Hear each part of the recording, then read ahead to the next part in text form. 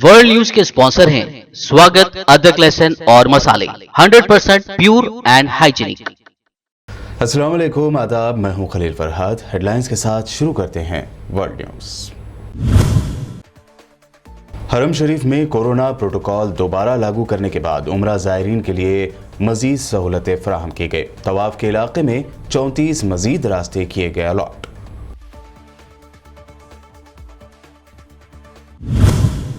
दुनिया भर में कोरोना के दोबारा फैलाव के दरमियान वैक्सीनेशन को लेकर बरती जा रही है सख्ती। अब मशहूर टेनिस स्टार नोवाक जोकोविच ने बिना वैक्सीन लिए ऑस्ट्रेलिया में दाखिल होने की कोशिश की तो उन्हें ऑस्ट्रेलिया से निकाल दिया गया।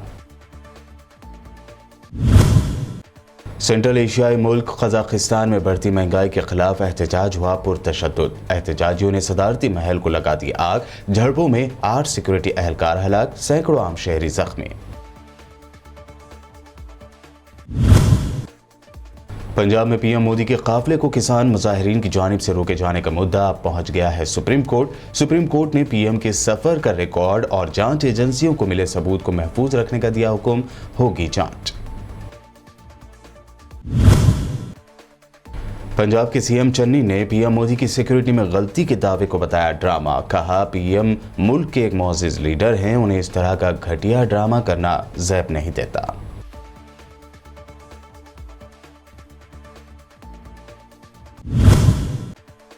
पंजाब कांग्रेस सदर सिद्धू ने पीएम की सिक्योरिटी में गलती के मामले पर कहा, दरअसल उनकी रैली में जमा नहीं हो पाए थे लोग, कुर्सियां थी खाली, इसलिए ध्यान भटकाते हुए पीएम की सिक्योरिटी में गलती की कही जा रही है बात। और पेश है खबरों की तफसील। हरमैन शरीफैन के उमूर की जनरल प्रेसिडेंसी ने उम्रा ज़ायरीन के लिए मजीद सहूलतें फराहम कर दी है। मस्जिद हरम में एहतियाती इक़दामात और कोरोना प्रोटोकॉल को दोबारा लागू करने के बाद उम्रा अदा करने वालों के लिए तवाफ़ के 34 इलाके में मजीद रास्ते अलॉट किए गए हैं। क्राउड्स प्लानिंग एडमिनिस्ट्रेशन के डायरेक्टर इंजीनियर ऐमन फिल्मबार ने कहा कि हरम मुक़द्दस में नमाज की जगहों पर समाजी दूरी के स्टिकर्स फराहम किए गए हैं ताकि तमाम एहतियाती और दिगर तदाबीर इख्तियार करते हुए समाजी दूरी के मियारात पर अमल किया जा सके। वज़ारत हज ने ऐलान किया कि सिर्फ वो लोग जिन्होंने सऊदी अरब से मंजूर शुदा कोरोना वायरस वैक्सीन की 2 खुराकें यानी 2 डोज हासिल किए हैं वो उम्रा कर पाएंगे और 2 मुक़द्दस मसाजिद यानी मस्जिद हरम और मस्जिद नबी सल्लल्लाहु अलैहि वसल्लम की ज़ियारत कर पाएंगे। मुकामी मीडिया की रिपोर्ट के मुताबिक सऊदी अरब के फॉरेन मिनिस्टर शहजादा फैसल बिन फरहान ने हज और उम्रा ज़ायरीन की बायोमेट्रिक्स की सेल्फ रजिस्ट्रेशन के लिए स्मार्टफोन ऐप लॉन्च किया है। दुनिया भर में फिर एक मरतबा कोरोना की वजह से पाबंदियां लगाई जा रही हैं तो वैक्सीन लेने पर ज़्यादा जोर दिया जा रहा है, वहीं वैक्सीन ना लेने वालों को मुख्तलिफ सहूलियात से महरूम कर दिया जा रहा है। ऐसा ही एक मामला मशहूर टेनिस स्टार जोकोविच के साथ पेश आया है। ऑस्ट्रेलिया ने नोवाक जोकोविच का वीज़ा कैंसिल करके उन्हें मुल्क से निकाल दिया है। रिपोर्टों के मुताबिक ऑस्ट्रेलिया ने यह इंतहाई कदम इसलिए उठाया है क्योंकि आलमी शोहरत याफ्ता टेनिस खिलाड़ी जोकोविच ने स्पेशल छूट पर कोरोना वैक्सीन लिए बगैर ही ऑस्ट्रेलिया में दाखिल होने की कोशिश की थी। बताया गया है कि ऑस्ट्रेलियावी हुक्काम ने नोवाक जोकोविच का वीज़ा कैंसिल करके उन्हें मुल्क से बाहर निकालने के लिए हवाई अड्डे से होटल मुंतकिल कर दिया। ऑस्ट्रेलियावी वज़ीर आज़म ने इस सिलसिले में कहा है कि कानून है, वो सब के लिए एक ही होगा। उन्होंने दावा किया कि ऑस्ट्रेलियाई सरहदी क़वानीन के बायस उनके मुल्क में कोरोना से अमवात की शरह दुनिया में सबसे कम है। सेंट्रल एशियाई मुल्क कजाकिस्तान में मुजाहिरीन ने इस मुल्क के सदर ताकाइफ की रिहाइशगाह को आग लगा दी है और मुजाहिरीनों और सिक्योरिटी एहलकारों के दरमियान होने वाली झड़पों में 8 सिक्योरिटी एहलकार भी मारे गए हैं। दूसरी जानिब हालात को काबू में करने के लिए CSTO की फोर्सेस तैनात कर दी गई है। रिपोर्ट के मुताबिक कजाकिस्तान के सबसे बड़े शहर अलमाती में मुजाहिरीन की जानिब से सदारती महल के सामने जमा हो जाने के कुछ ही देर के बाद मुश्तइल अफराद ने ताकाइफ की रिहाइशगाह को नजर आतिश कर दिया और बाज़ लोगों ने हथियारों के साथ रिहाइश गाह में दाखिल होने की कोशिश की। कहा जाता है कि ताकाइफ सिक्योरिटी एहलकारों की मदद से अपने रिहाइश गाह से महफूज निकल जाने में कामयाब रहे हैं। रिपोर्ट में यह भी बताया गया है कि कजाकिस्तान की दारुल हुकूमत नूर सुल्तान और सबसे बड़े शहर अलमाती समेत इस मुल्क के मुख्तलिफ शहरों में मुजाहिरीन और सिक्योरिटी एहलकारों में झड़पों का सिलसिला जारी है और सिक्योरिटी एहलकारों की जानिब से ताकत और आंसू गैस का इस्तेमाल किया जा रहा है। सिक्योरिटी एहलकारों ने अलमाती में बल्दिया की तरफ से जाने वाले मुजाहिरीन के खिलाफ भी आंसू गैस का इस्तेमाल किया और उन्हें मुंतशिर करने की कोशिश की, मगर मुजाहिरीन बल्दिया की इमारत में दाखिल हो गए। रिपोर्ट के मुताबिक मुश्तइल मुजाहिरीन ने पुलिस की गाड़ियों को नजर आतिश कर दिया और हुक्मरान जमात के दफ्तर को भी आग लगा दी। अलमाती के फौजी गवर्नर ने ऐलान किया है कि पुलिस और मुजाहिरीन के दरमियान होने वाली झड़पों में 500 अफराद जख्मी हुए हैं। दरिया असना कजाकिस्तान के सदर ताकायफ ने अपने टीवी खिताब में कहा कि वो दारुल हुकूमत से बाहर नहीं जाएंगे और आवाम के साथ रहेंगे। ईरानी मीडिया ने इंसानी हुकूक के एक इदारे के हवाले से बताया है कि इसराइल के साथ ताल्लुकात मामूल पर लाने की मुखालफत करने वालों को सऊदी हुकूमत गिरफ्तार कर रही है।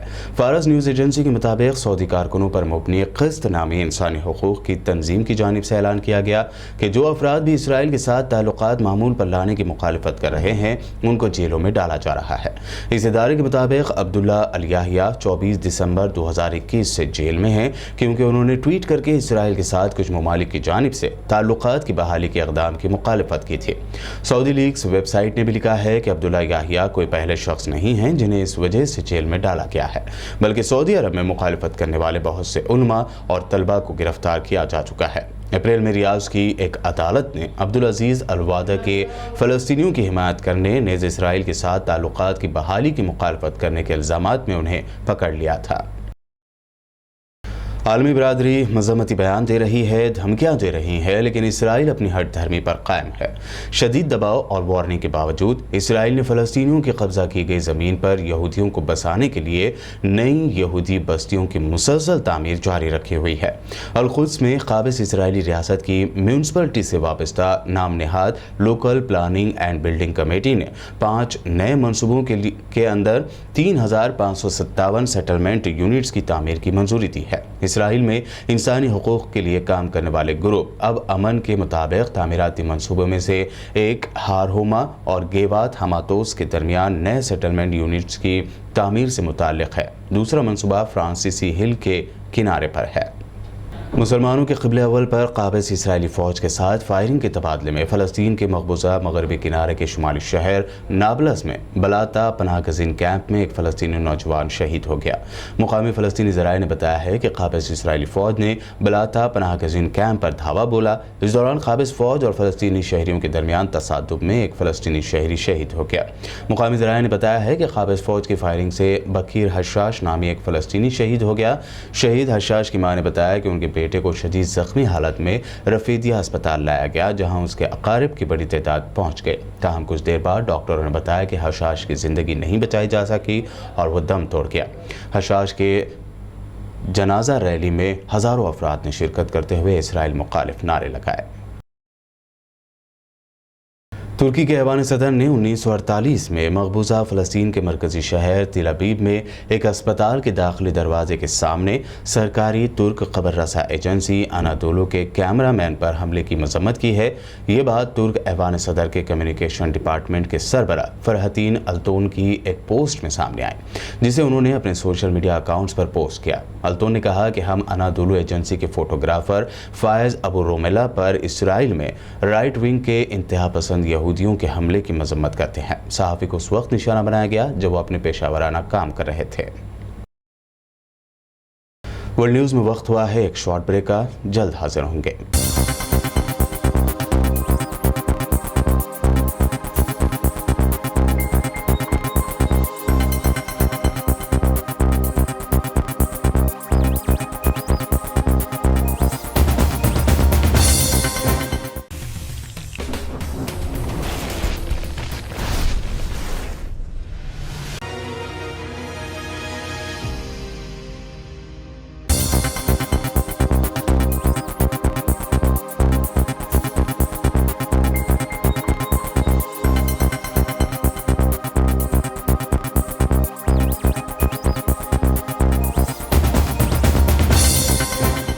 ब्रेक के बाद बढ़ते हैं मज़ीद अहम खबरों की जानिब। पंजाब में पीएम मोदी के काफिले को किसान मुजाहिरीन की जानिब से रोके जाने का मुद्दा अब सुप्रीम कोर्ट पहुंच गया है। इस मामले में सुप्रीम कोर्ट के जस्टिस एनवी रमना ने पीएम के सफर का रिकॉर्ड और जांच एजेंसियों को मिले सबूत को महफूज रखने का हुक्म दिया है। इसके अलावा अदालत ने पंजाब पुलिस ओहदेदारों, एसपीजी और दीगर एजेंसियों को ताउन करने और पूरे रिकॉर्ड को सील करने के लिए जरूरी कदम उठाने को कहा। CJI NV Ramana, justice Suryakant और जस्टिस हेमा कोहली की बेंच ने मरकज और पंजाब हुकूमत के पैनलों को अगले पीर तक कार्रवाई न करने को कहा है। मामले की अगली सुनवाई अब 10 जनवरी पीर को होगी। सीजेआई ने कहा कि हमें गलती लापरवाही के वजूहात की जांच करने की जरूरत है। पंजाब के वज़ीर आला चरणजीत सिंह चन्नी ने बीजेपी की जानिब से पीएम मोदी की सिक्योरिटी में गलती के दावे को ड्रामा करार दिया है। उन्होंने इल्ज़ाम लगाया कि पीएम मोदी की जान को खतरे की नौटंकी यानी ड्रामे का मकसद रियासत में जमहूरी तरीके से मुंतखब की गई हुकूमत को गिराने की साजिश है। चन्नी ने कहा कि वज़ीर आज़म मुल्क के एक मुअज़्ज़िज़ लीडर हैं, लेकिन उनके पाए के लीडर को इस तरह का घटिया ड्रामा करना ज़ैब नहीं देता। उन्होंने ये भी इल्ज़ाम लगाया कि बुध को बीजेपी की रैली की बुरी तरह से नाकामी इस बात का सबूत था कि पंजाबियों ने बीजेपी की तकसीम करने वाले एजेंडे को पूरी तरह से खारिज कर दिया। पंजाब में पीएम मोदी की सिक्योरिटी में हुई गलती पर पंजाब कांग्रेस के सदर नवजोत सिंह सिद्धू का रिएक्शन भी सामने आया है। बरनाला में हुई एक रैली से खिताब करते हुए सिद्धू ने कहा कि पीएम मोदी की फिरोजपुर की रैली में लोग जमा ही नहीं हो पाए थे, इसलिए सिक्योरिटी के इशू का खेल खेला जा रहा है। उन्होंने कहा कि फिरोजपुर में पीएम मोदी की रैली में लोग जमा नहीं हुए, कुर्सियां खाली रह गईं, इसलिए ध्यान भटकाने के लिए सिक्योरिटी में गलती और जान को खतरे की बात कही जा रही है। सिद्धू ने कैप्टन अमरिंदर सिंह और बीजेपी को भी निशाने पर लिया। महाराष्ट्र के मिनिस्टर नवाब मलिक ने आज पीएम मोदी की सिक्योरिटी को लेकर हुई गलती पर जांच कराने का मुतालबा किया। उन्होंने कहा कि सुप्रीम कोर्ट इस मामले की अगर जांच करेगी तो इस पर होने वाली सियासत थम जाएगी। सुरक्षा को लेकर जो चूक हुई, मामला गंभीर है। केंद्र सरकार अपनी जांच बैठाए हुए है, राज्य सरकार अपनी जांच बैठाए हुए है और मामला सुप्रीम कोर्ट ने भी संज्ञान लिया है। आज सुनवाई है। हमें लगता है कि सुप्रीम कोर्ट न्यायाधीश द्वारा अगर कोई जांच बैठा दे तो जो राजनीति हो रही है वो रुक जाएगी, जो सच्चाई है सामने आएगा और जो भी दोषी होगा उस पर कार्रवाई होनी चाहिए। इस तरह की घटना, इसे सहन नहीं किया जा सकता। क्या सच्चाई है, राज्य और केंद्र अलग अलग दावे करेंगे, इससे बेहतर है कि न्यायालयीन जांच हो ताकि सच्चाई सामने आए। उत्तराखंड के साबिक वज़ीर आला हरीश रावत की सिक्योरिटी में बड़ी गलती का मामला सामने आया है। यहाँ के काशीपुर में एक नौजवान चाकू लेकर रावत के स्टेज पर पहुंच गया। उसके बाद प्रोग्राम में अफरा तफरी मच गए। ये मामला ऐसे वक्त सामने आया है जब पंजाब में पीएम मोदी की सिक्योरिटी में गलती की वजह से पूरे मुल्क में हंगामा मचा हुआ है। दरअसल हरीश रावत मेहमान खुसूसी के तौर पर एक प्रोग्राम में शिरकत करने के लिए पहुंचे थे। अवामी जलसे के बाद अचानक उस वक्त अफरा तफरी मच गई जब एक शख्स चाकू लेकर स्टेज पर चढ़ गया। हालांकि मौके पर कांग्रेस के दीगर कारकुनों और लीडरों ने उसे नीचे उतारा और उसके पास से चाकू लेकर पुलिस के हवाले कर दिया गया। खबर यह भी है कि हरीश रावत पर हमला करने की गर्ज से चाकू लेकर स्टेज पर चढ़ने वाले शख्स ने जय श्री राम के नारे लगाने शुरू कर दिए थे। जात पात की बुनियाद पर सेंसस यानी मर्दमशुमारी का मामला बिहार में बीजेपी के लिए नई मुसीबत खड़ी कर सकता है। रिपोर्टों की माने तो कास्ट सेंसस को लेकर फिर एक मरतबा लालू यादव और नीतीश कुमार एक साथ आ सकते हैं।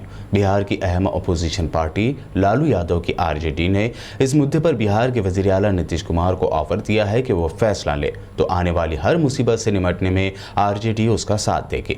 बिहार आरजेडी के सदर जगदानंद सिंह ने पटना में इस बात का ऐलान करते हुए कहा कि अगर कास्ट सेंसस यानी जात पर मुबनी मर्दमशुमारी के मामले में बीजेपी नीतीश कुमार का साथ छोड़ेगी तो आरजेडी नीतीश कुमार को गैर मशरूत यानी बिना कोई शर्त के हुकूमत बनाए रखने के लिए सपोर्ट करेगी। उन्होंने बीजेपी पर इस मामले को ठंडे बस्ते में डालने का भी इल्जाम लगाया। बता दें कि लालू यादव की पार्टी की जानिब से इस तरह के ऑफर के बाद फिर एक मरतबा बिहार में सियासी बाजारों में ये बातें गर्दिश कर रही हैं कि तल्ख तजुर्बे के बावजूद नीतीश कुमार और लालू यादव फिर एक मरतबा साथ आकर बीजेपी को बड़ा झटका दे सकते हैं। विवश लोगों को लिए जो सदियों से अपने जीवन को असहायता में गुजार रहे हैं, सरकार का कैसे संबल उनको मिले, इसके आधार पर जातीय जनगणना हो और जातीय जनगणना के आधार पर जो कमजोर वर्ग पीछे छूटा हुआ है, हर मामले में उसको आग ले जाने के लिए नीतियां बने। इसी काम के लिए मैं आप लोगों को कष्ट दिया था कि नीतीश जी घबराइए मत, हम लोग सार्वजनिक रूप से, आप कभी कभी पलट जाते हैं लेकिन हम लोग सार्वजनिक रूप से कहते हैं कि हम लोग अपने। इस दौरान नीतीश कुमार की पार्टी जेडीयू के सीनियर लीडर उपेंद्र कुशवाहा ने लालू यादव के आरजेडी के ऑफर का खैर मकदम किया है और इस जात पात पर मबनी सेंसस को जरूरी करार दिया। पर पहले से न सिर्फ आरजेडी का बल्कि जो दूसरे राजनीतिक दल के लोग हैं, जो दूसरी पार्टियां हैं, उनका समर्थन हासिल है। नीतीश कुमार जी के नेतृत्व में पहले भी प्रधानमंत्री जी से भी सब लोग जाकर डेलीगेशन के रूप में मिलकर आए हैं, तो सब पार्टी नीतीश जी के लीडरशिप को स्वीकार कर ही रही है इन मुद्दों पर। और जहां तक मुद्दा का सवाल है तो हमारी पार्टी तो बिल्कुल इन मुद्दों पर हर तरह से कमिटेड है, अडिग है, चाहे जिस भी परिस्थिति में हो। जातीय जनगणना होगी, अगर केंद्र की सरकार नहीं करती है तो बिहार में जातीय गणना होगी ही, यह तो हम लोगों ने पहले ही से तय करके रखा है।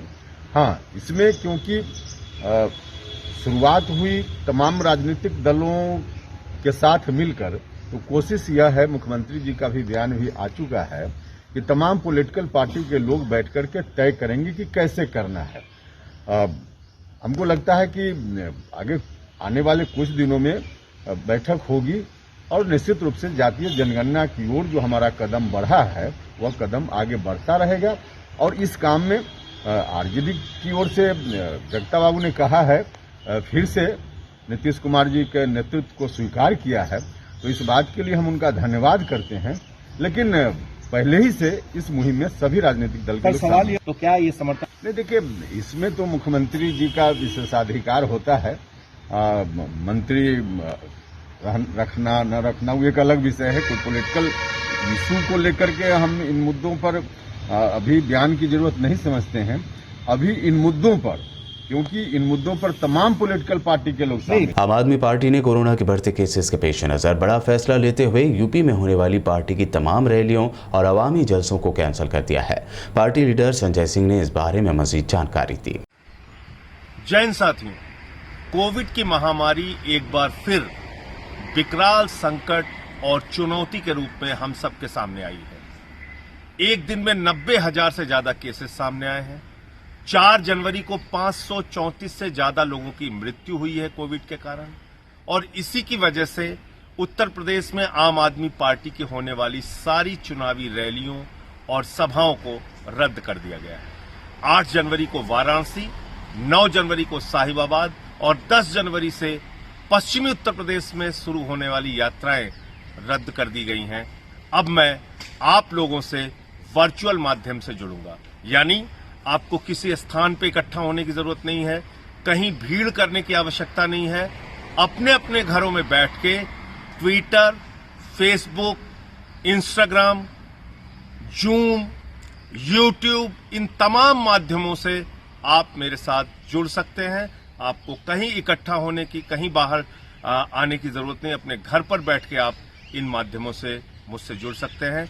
8 जनवरी की वाराणसी रैली में आप मेरे साथ वर्चुअल माध्यम से अपने अपने घरों में बैठकर जुड़िए। कोविड के बारे में भी बातचीत करेंगे और उत्तर प्रदेश के तमाम मुद्दों पर आपसे बातचीत करेंगे।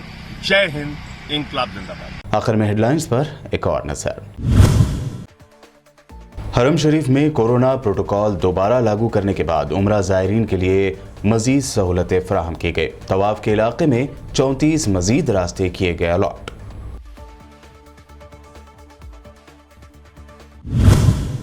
दुनिया भर में कोरोना के दोबारा फैलाव के दरमियान वैक्सीनेशन को लेकर बरती जा रही है सख्ती। अब मशहूर टेनिस स्टार नोवाक जोकोविच ने बिना वैक्सीन लिए ऑस्ट्रेलिया में दाखिल होने की कोशिश की तो उन्हें ऑस्ट्रेलिया से निकाल दिया गया। सेंट्रल एशियाई मुल्क कजाकिस्तान में बढ़ती महंगाई के खिलाफ एहतजाज हुआ पुरतशद्दुद। एहतजाजियों ने सदारती महल को लगा दी आग। झड़पों में 8 सिक्योरिटी एहलकार हलाक, सैकड़ों आम शहरी जख्मी। पंजाब में पीएम मोदी के काफिले को किसान मुजाहिरीन की जानिब से रोके जाने का मुद्दा अब पहुंच गया है सुप्रीम कोर्ट। सुप्रीम कोर्ट ने पीएम के सफर का रिकॉर्ड और जांच एजेंसियों को मिले सबूत को महफूज रखने का दिया हुक्म, होगी जांच। पंजाब के सीएम चन्नी ने पीएम मोदी की सिक्योरिटी में गलती के दावे को बताया ड्रामा। कहा पीएम मुल्क के एक मुअज़्ज़िज़ लीडर हैं, उन्हें इस तरह का घटिया ड्रामा करना ज़ैब नहीं देता।